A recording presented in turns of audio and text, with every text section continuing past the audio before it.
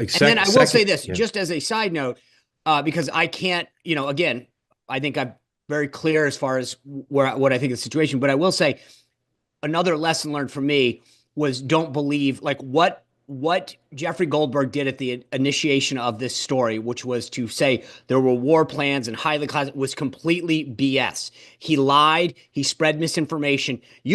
Many things can be true at once. You can be outraged at some of the stuff that happened, but what Jeffrey Goldberg did was gaslight the American people as to the magnitude and the sensitivity of this. You can still be pissed at these people if you Yes. want, but what he did was highly inflammatory.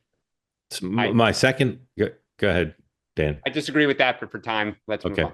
All right. My second lesson is I agree with Dan. I think the Democrats in the hearing and in the media handled this extremely well. They were principled. They put in sharp focus why real people should care about it. But the lesson for me is it didn't matter. To me, it's very discouraging from the Democrats' point of view that they could do this so well with the facts on their side and the media on their side and some Republicans on their side. And I don't believe that, I mean, not only was no one fired, and I don't think anyone will be, but I don't believe that they impacted I don't believe they held the administration accountable because the administration's continuing to not tell the truth. Go ahead, But Dan. but Mark, I disagree, and I think we don't know the answer to that because yes, you're right. They did not get the scalp right away, but for the first reason you said, the right-wing industrial complex cannot allow an inch between them and Trump. You go back to the depositions during after January 6th,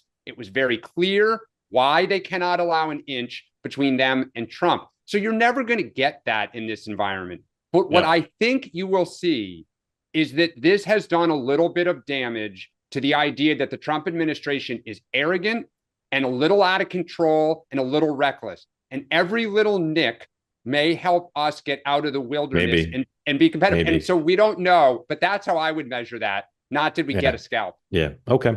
I would just say right. the only point I'd make on the Dem side is I thought that they had the wrong messengers. You guys have some folks who have, I mean, a Mark Kelly, for example, who's got some pretty solid military credentials.